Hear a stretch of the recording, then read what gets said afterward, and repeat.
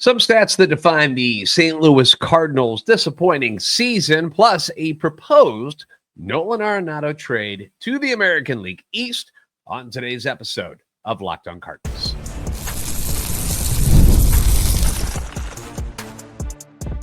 You are Locked On Cardinals, your daily St. Louis Cardinals podcast, part of the Locked On Podcast Network, your team every day.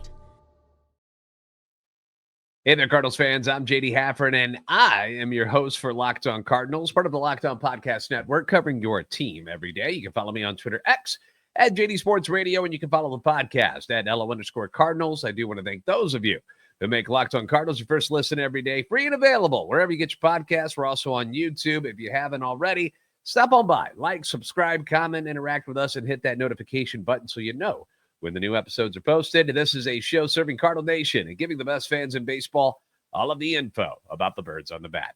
Today's episode being brought to you by Gametime. Download the Gametime app, create an account, and use code LOCKEDONMLB for $20 off your first purchase. All right, so I know we're trying to move forward with the Cardinals and what they're going to be doing in the 2025 season, but we still have to look back and reflect on what we just went through in 2024 to understand what areas need improvement moving forward to the next season. So looking back on the 2024 year, the St. Louis Cardinals had a lot of good and bad moments, hence the close to 500 record. They never really seemed to get over the hump, right? You know, they dug themselves a hole very early on in the season, which they warned us was probably going to happen because of how difficult their schedule was going to be. And it took them quite a while to dig themselves out of that. And then they kind of ran out of juice and limped their way to the finish line at 83-79. Weren't able to make any significant moves, at least not like huge moves, to make them so much better at the trade deadline. You know, they flipped Tommy Edman in that 3-team trade. They get Eric Fetty, who doesn't quite work out the way they wanted. Sean Armstrong doesn't do all that much when he's in a Cardinals uniform. Pretty flat, right? Tommy Edman goes on to have a fantastic postseason with the Dodgers, because of course he does. Goes on to win a championship. Cardinals don't make the playoffs for a second straight year. Now, the whole season wasn't bad. I'm not saying that. It was certainly an improvement from 2023, but there were some obvious areas that need improvement moving forward in 2025. And I want to talk about one of them that stood out, because I was asked the other day, like, what was it about the season? What's like a stat that defines what the Cardinals just went through this past season and why they weren't as good as we thought they were going to be? Just give me one stat, one area to focus on. And I thought about it for a second. I'm like, this is the one that stands out to me the most. Like, if there was a spot where you could point at and go, there it was, that was kind of the downfall for the Cardinals in 2024. A very big negative number. That would be hitting with runners in scoring position. All right. For you everydayers who have been with me since the beginning of the season, you know that this Cardinals team was terrible with runners in scoring position. And it rarely mattered who was up. They all kind of stunk at it this past year. It was a big time negative number for the team. The Cardinals hit a miserable 229 with runners in scoring position this past year, which ranked them 27th in the league among 30 teams, mind you, for those of you who aren't aware. The Cardinals, here's part of the thing, because they won 83 games despite hitting 239 with runners in scoring, or 229 with runners in scoring position, which is kind of amazing when you think about it, because if that number was significantly better, I mean, it doesn't have to be the tops in the league, but somewhere closer to the middle of the pack or the upper third, maybe we're talking about a playoff team for the Cardinals, but it didn't work out. The other teams below them were the now homeless Athletics, who won just 69 games. Next was the Chicago White Sox, who won a grand total of 41 games, which was a record for futility in the modern era of baseball. They hit 219 with runners in scoring position. And are now in last place, which might shock you a little bit, the now roofless and possibly homeless Tampa Bay Rays. We don't know where they're going to play next year because of the damage that was done during the Hurricanes. They only hit 212 with runners in scoring position, but they managed to win 80 games. The next grouping of teams actually above the Cardinals were the Pirates, the Angels, the Giants, and the Mariners. Pirates had 76 wins. Angels had 63. Giants had 80. Mariners had 85. So of the bottom 8 teams in hitting with runners in scoring position last year, only 2 of them had winning records. The Cardinals at 83 and then the Mariners at 85. The Cardinals also hit just 27 home runs with runners in scoring position. That was dead last in all of Major League Baseball. Dead last with just 27 home runs with runners in scoring position. The White Sox had 28. Blue Jays had 32. Rays had 33. Giants and Marlins had 34. Their on-base percentage with runners in scoring position, 303. That was 27th in the league. Only the Giants, Rays, and White Sox were worse. Slugging percentage with runners in scoring position, 342. That was 28th in the league, ahead of only the Rays and the White Sox. OPS, 645, also 28th, ahead of just the Rays and the White Sox. You're seeing the theme here, right? No real damage done with runners in scoring position all year long. And you can't set yourself up in situations to score as much as they did and then not score like the Cardinals failed to do over and over and over and expect to win a lot of ball games. That's why I say getting 83 wins and being this bad at hitting with runners in scoring position, kind of crazy that they even got 83 wins. And it's not only bad on the field and it's, tough to watch, but think about mentally. And everyone just kind of starts to push, they're like, oh my gosh, it's on me now. Now I got to come through. We can't seem to get this. All right. And you put a little more added pressure on yourself and it becomes a psychological issue for the team as well. And as I mentioned, it was kind of like an epidemic throughout most of the team. There wasn't a lot of guys who did that great. Some of the guys on the good side of batting averages with runners in scoring position for the Cardinals. You had Alec Burleson, who hit 280. Brendan Donovan hit 279. Nolan Arenado hit 272, which, that's a fine average, but Nolan had no pop whatsoever this year. He had just 8 extra base hits this year with runners in scoring position. 8. 4 doubles, 4 home runs. That's it. In 2023, he had 18. 2022, he had 21. And he falls all the way down to 8. Another person we point the finger at is Paul Goldschmidt, and rightfully so. He came up with runners in scoring position 143 times this year. Tops on the team. Hit 203 with just 7 extra base hits. Just brutal. Lars Nootbaar. And that's what I'm saying. Goldie is not alone. Lars Nootbaar, 88 at-bats with runners in scoring position. Hit 227. Nolan Gorman, 82 at-bats with runners in scoring position. Hit 159. Wilson Contreras, 62 at-bats with runners in scoring position. Hit 210. A lot of the other guys on the team, smaller sample sizes. But when you see the names and you hear about these are some of the guys that the Cardinals are expecting to make major contributions next season. And their numbers are appalling with runners in scoring position. Jordan Walker, 214. Michael Ciani, 154. Victor Scott, 103. Pedro Pages, 224. Mason Wynn, God love him. Fantastic player. 256. So not terrible, but not great. Thomas Ajaysi hit 77 in his time with the team.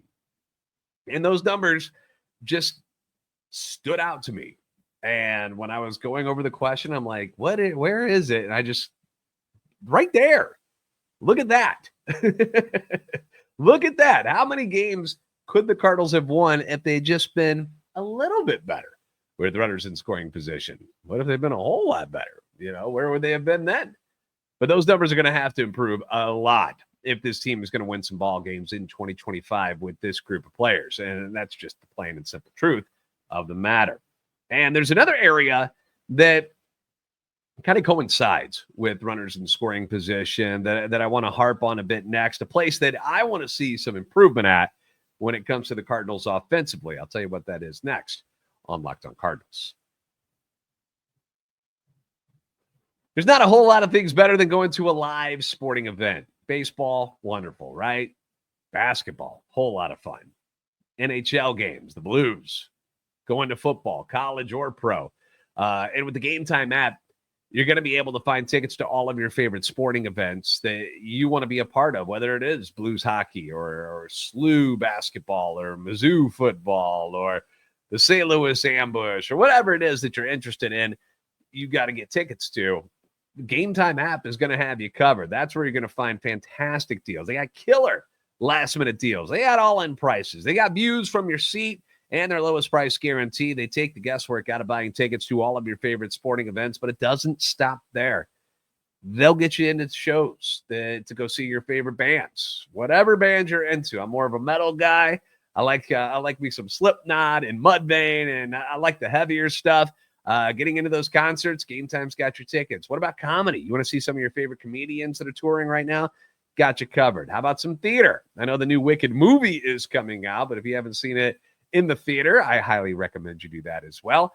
Gametime's where you can go to go get your tickets. Download the Gametime app, create an account, use the code LOCKEDONMLB for $20 off your first purchase. Terms apply. Again, create an account and redeem code LOCKEDONMLB. LOCKEDONMLB for $20 off. Download Gametime today. Last minute tickets, lowest price guaranteed.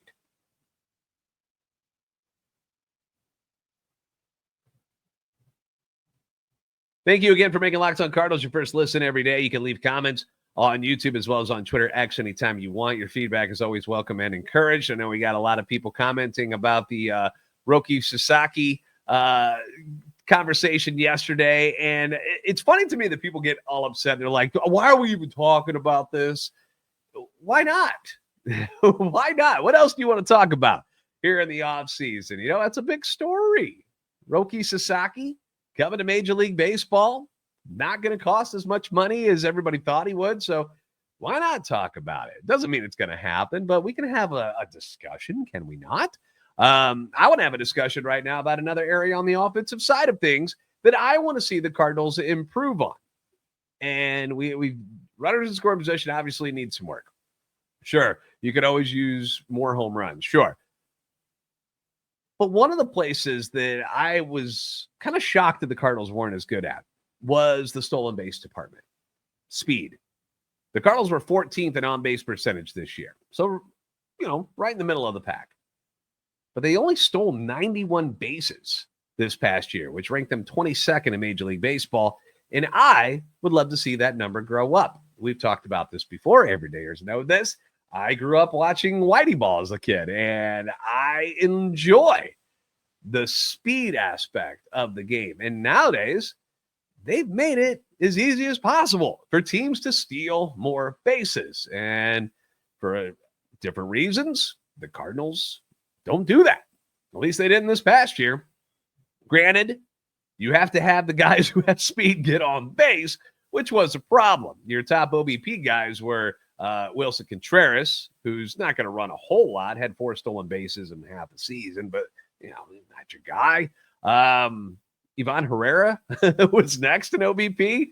Not a runner either, but he had 5 stolen bases in 72 games. Brendan Donovan was next, 5 for 10 in attempts, but, not considered fast by any means. Lars Nootbaar had 7 in 10 attempts, but I'd like to see him run more with the amount of walks that he gets. That I would like to see him put a little more pressure on the other teams. Alec Burleson had 9 stolen bases this year. There's no way you knew that. There's no way you knew Alec Burleson almost had double-digit stolen bases this year. 4th most on the team. Mason Wynn had 11, but he's your leadoff guy. I feel like that number has to be higher. I feel Mason Wynn is a fast guy. He's quick. He's your shortstop, very athletic. There's no reason why he's not running more, in my opinion. Has to be up there where Michael Ciani was this year. Michael Ciani stole 20 bases, led the team. Michael Ciani had an OBP of 285. That's terrible. But he still managed to steal 20 bases.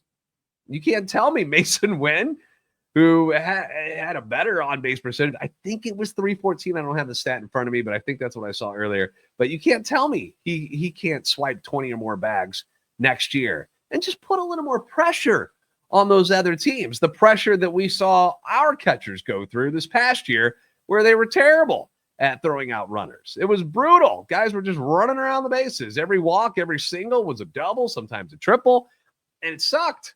It sucked watching it happen. I want to put the shoe on the other foot. I want to be the team that's doing that to people. Jordan Walker has to get on base more. I've stuck up for his speed a whole lot on this podcast. He can run more. Again, has to get on base, but he only had one stolen base in his only attempt in 51 games.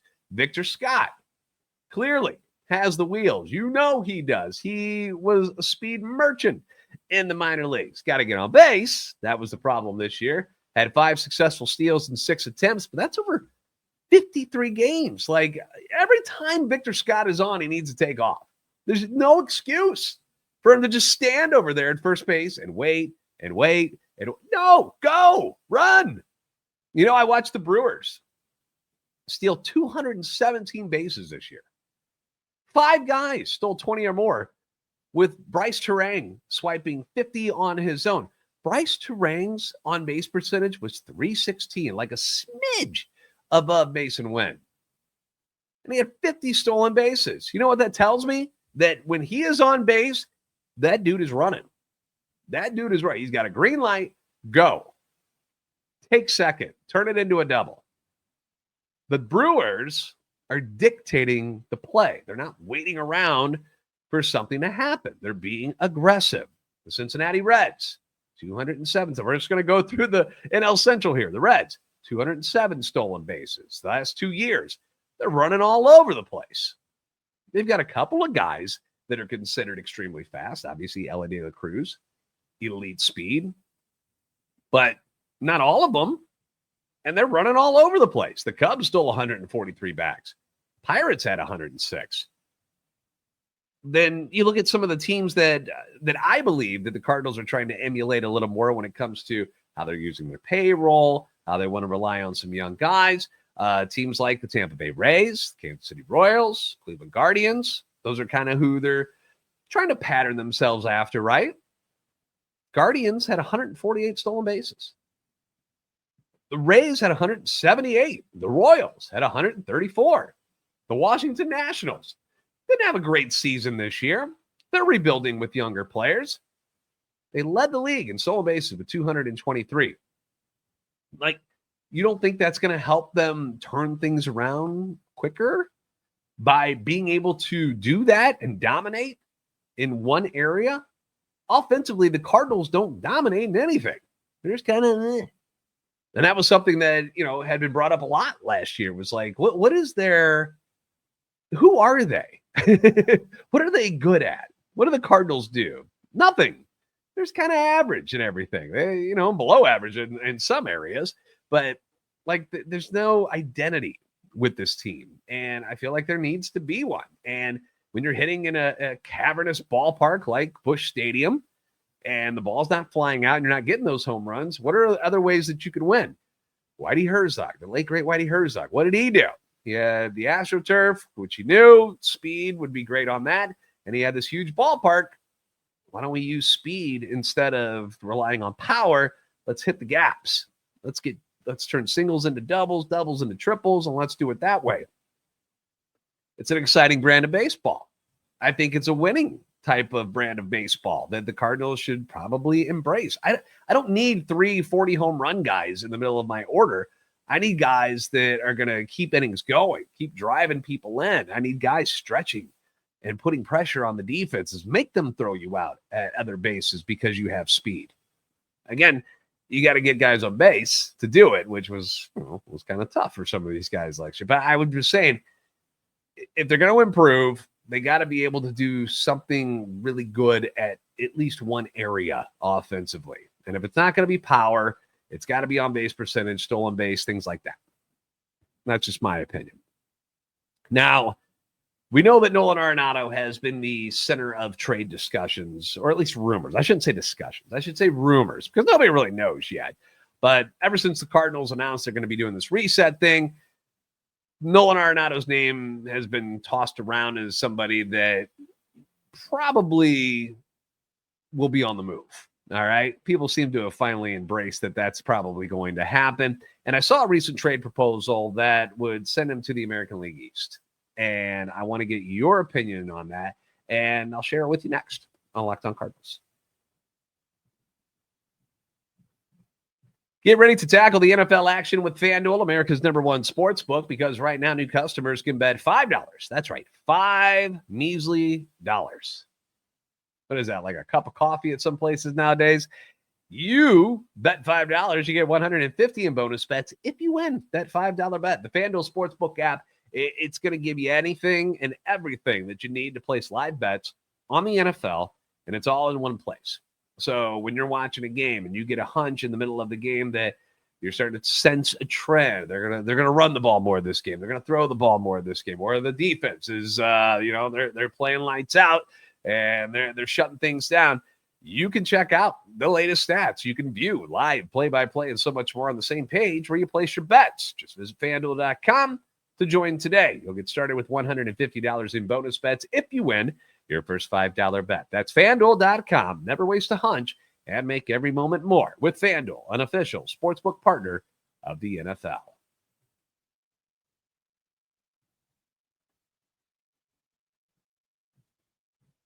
Thank you for making Locked On Cardinals your first listen today. For your second listen, I encourage you to find Locked On MLB. Our baseball guru, Sully, brings you a daily blend of humor and baseball, keeping you updated on all the teams during this offseason with all the free agent chatter and trades and whatever's going to go on. Sully's going to have you covered. You can find Locked On MLB on YouTube or wherever you listen to podcasts.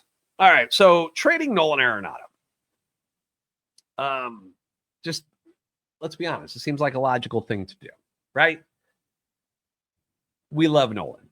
You love Nolan. I love Nolan. Been a great player in this league for a very long time. Has been a great Cardinal for the last couple of seasons, both on and off the field, which is great. Something that us St. Louis Cardinal fans pride ourselves in. Like, not only is he somebody who gives maximum effort on the field, I mean, sometimes he doesn't run so hard down the first baseline, but you also know that he's a good guy off the field. Family guy, got married, kids, like that. He's been great, right? No complaints there.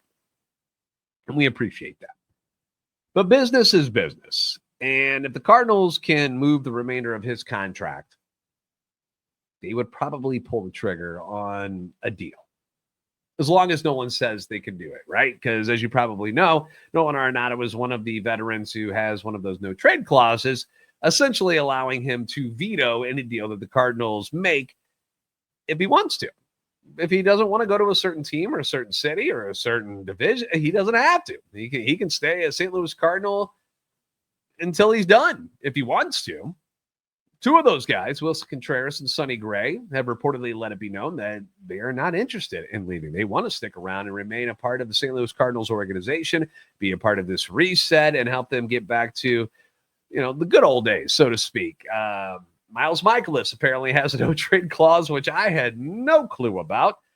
Katie Wu did the reporting on that. I was like, wait, what? Since when? But apparently he's got one. And we haven't really heard any specifics about Miles Michaelis. It hasn't been a name that's been brought up a whole lot as far as his reactions to things. So we don't know what he wants to do yet. We don't really know what Nolan Arenado wants to do yet, but we've heard that one of these guys has let it be known to go ahead and explore some things to see what else might be available. And many believe that person is Nolan Arenado, who at age 33 has, he's just not won much of anything in the postseason. Not with the Cardinals, not with the Rockies. It's been a disappointment for him personally. He's had a lot of things go well for him as a solo guy, but he still hasn't gotten that championship. Don't have that ring yet. And that's something, obviously, that Nolan Arenado wants to get. And he just seems like someone who at this stage in his career would be willing to waive that no trade clause to go to a team who's ready to contend for a championship right now. And who can blame him? Not me, not you. Like, the guy wants to win. if it's not going to happen here, why not try to get somewhere that it can happen sooner rather than later? And there's no shortage of blogs out there that write up different trade scenarios for teams. And with the Cardinals possibly moving Arenado, I've seen quite a few of these trade proposals. And I don't know, this one caught my eye. I wanted to run it by you.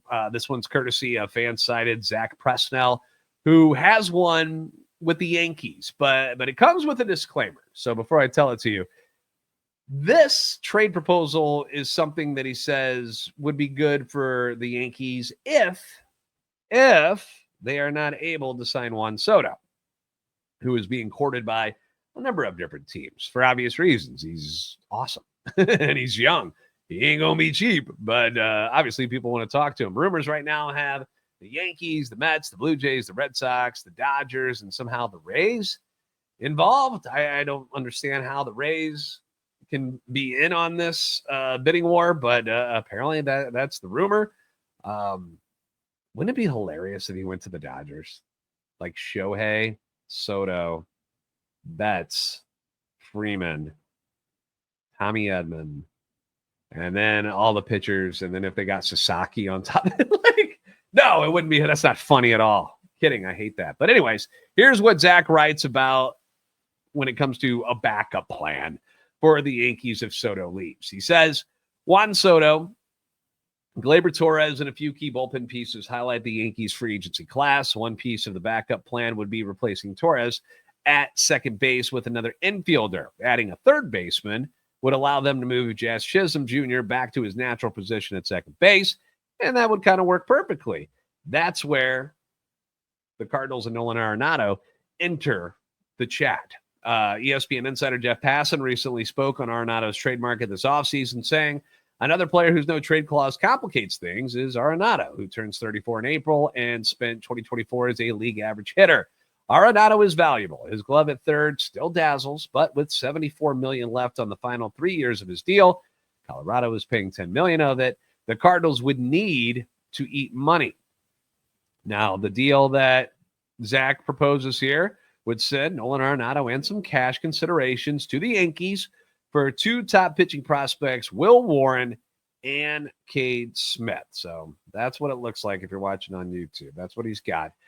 Here's what Zach says about these guys. Says Warren, 25, made his big league debut last season, though it came with mixed results. Before that, Warren had been a top arm in the minor leagues, namely in 2022 and 2023. Struggled a bit in 2024, though he still has multiple above-average pitch offerings that make him a valuable prospect. Smith is 22, was excellent this season in his first year of pro ball. The right-handed pitcher tossed 93 and two-thirds innings with a 3.65 ERA split between low A and high A. Has an elite fastball and slider combination while also offering a curveball and a changeup. Now, looking at this trade, I know fans are going to be upset because neither of these names are well-known guys. Will Warren is currently the number 5 prospect for the Yankees, according to MLB Pipeline. Smith is number 12.